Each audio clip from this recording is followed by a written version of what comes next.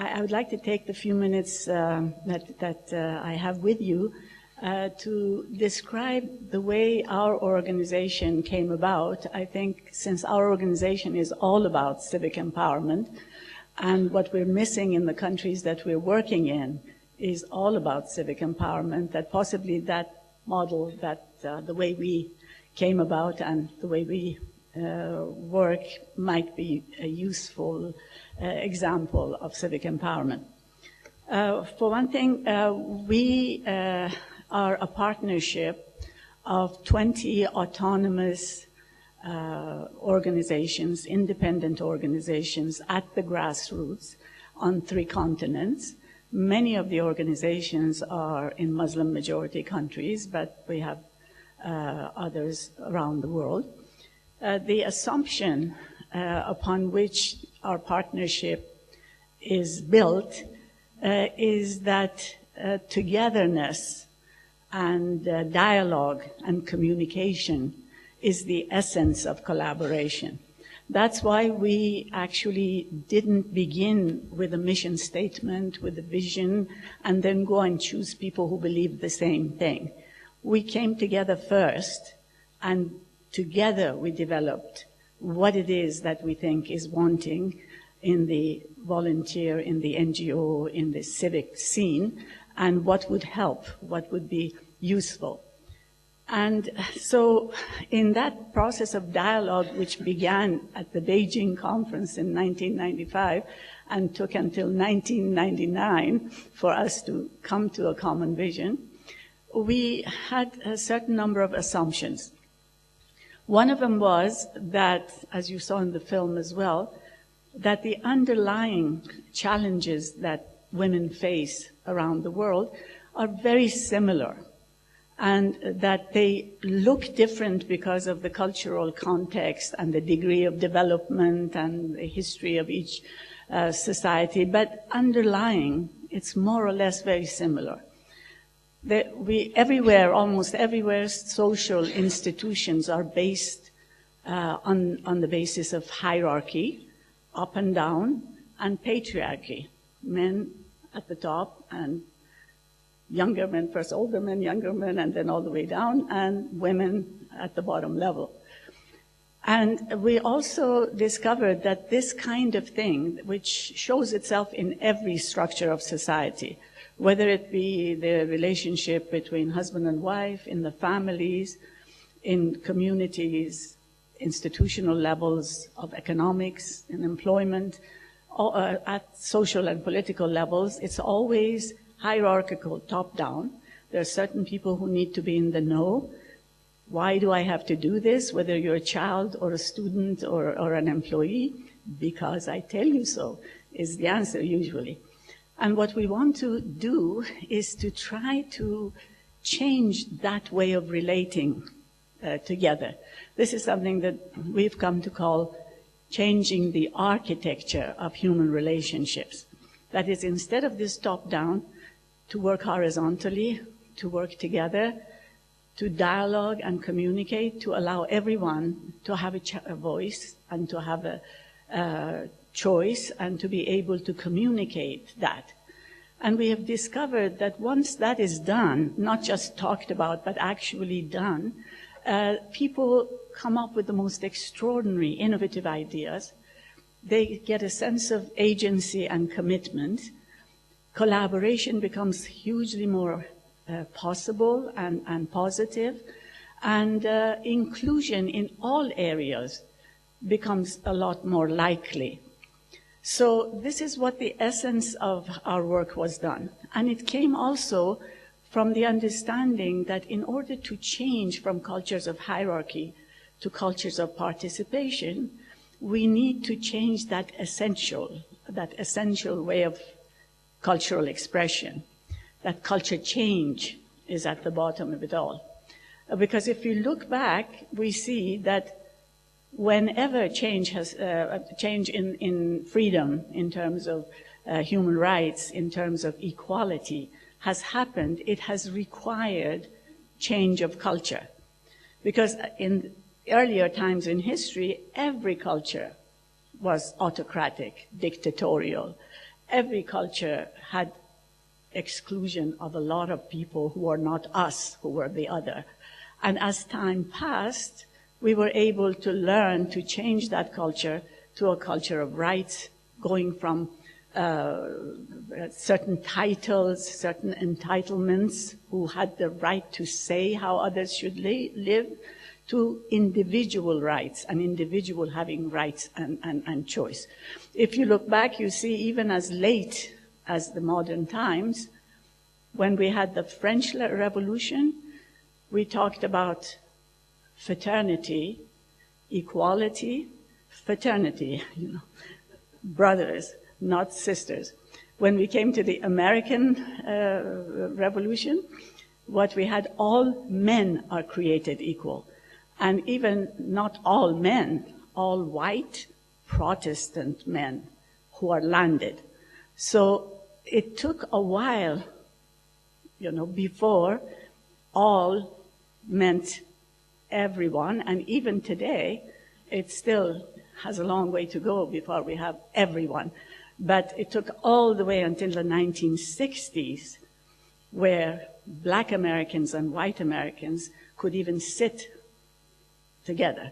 So we have to realize that when we think of changes that need to happen in the world, and we have to see that first it all requires culture change, and that culture change is something that comes up slowly and gradually with people coming into an understanding and participating fully in the change. In some of the Western countries in modern times, there has been time to do that. People have had time to experiment and change and go forward. In some of the global South, let's say, what happens is a barrage of media images, films and television and writings and newspapers, barrage of ideas that hit people, and there is no chance to see what part of this change can belong to us. How can we express this change, the essence of which we all share? But we have to show it in our own way, in our own language, in our own cultural context. I never forget years ago when I was in Iran, which is my country of birth, I went to a village once, and I saw that a bunch of villagers were sitting around a television set, which there was one in the entire village. So everybody was sitting around watching it.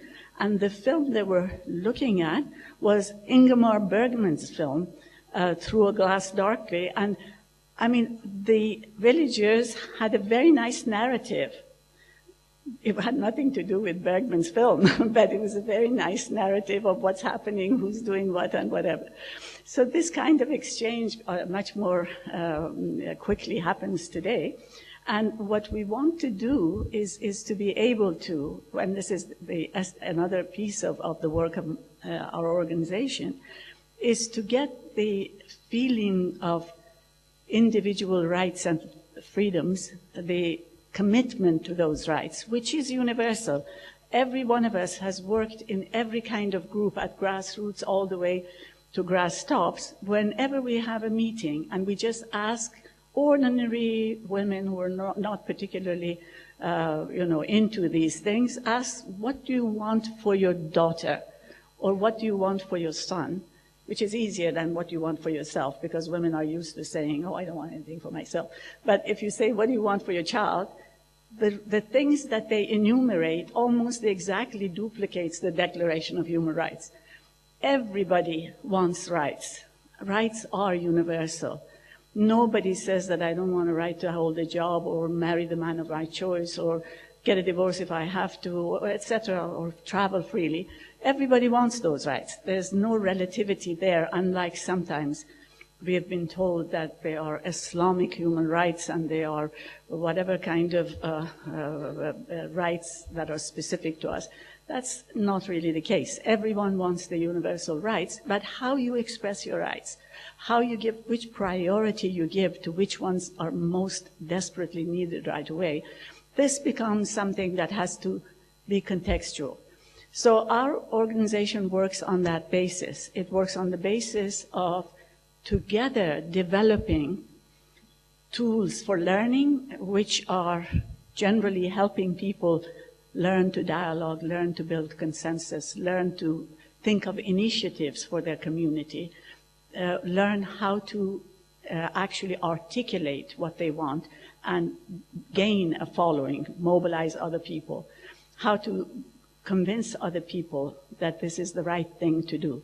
And if they're not able to convince other people, to learn to accept that other people might have a different point of view.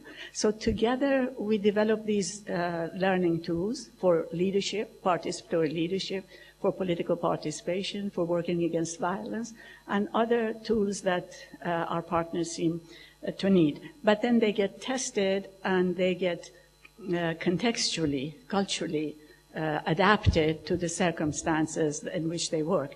And we now work in 20 languages across the world. But the thing that I wanted quickly to say to you is that of all the things that we have done, of all the curriculum that we have developed and other classes that we've had, the most important thing that we've been able to find and to develop, and I think that's probably the most important message that we have to share, is the partnership itself. That is how people from Brazil to Zimbabwe, from Afghanistan to Turkey, from Jordan to Malaysia, work together in order to exchange ideas, exchange strategies, exchange ways of developing and building solidarity, and also to be able to bring about changes in legislation, changes in practices, changes in ways that people live together, and as I mentioned at the beginning, slow but certain changes in the architecture of human relationships. I want to leave you with, I don't know how much time I have, but I wanted to, how much time do I have? Anybody keeping time? 2 minutes? In 2 minutes, I'm going to tell you my biggest wisdom, if you can call it that. But I want to tell you about this new thing that we've taken up in the partnership, and really hope that you will give us your thoughts. I know there's not going to be time for Q&A, but maybe later we could do that. And that is the condition of the field of human rights in our world today. You know, this idea of human rights in general has been something that has developed throughout the 20th century in a way that people have had a lot of respect for the concept of rights and a lot of respect for everyone having them, or at least helping everyone to have them. Unfortunately, in the 21st century, because of what has happened in the security area and the wars that are going on, this concept seems to have deteriorated a huge amount. We have everything going around military security, and what that does is that human rights is always taking a secondary role to military security. We have a situation, and it's not all even the idea of the wars and the extremisms alone. It's also the conditions under which we live. The borders that are open, more or less, the technology that is, all over the place without much control.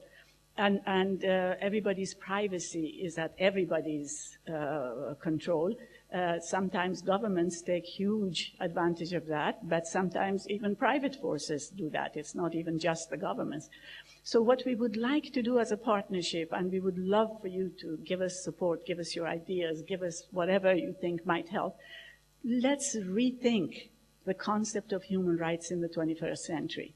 Let's rethink, in the new conditions under which we live, what can we do? How can we reintroduce human rights into our dialogue as NGOs, as people who, no matter what we work, whether it's the rights of the disabled, or whether it's the environment, or whether it's poverty, or whether it's women, or all of these, how do we deal with the underlying concept of human rights today? What kind of strategies would work? How do we articulate these?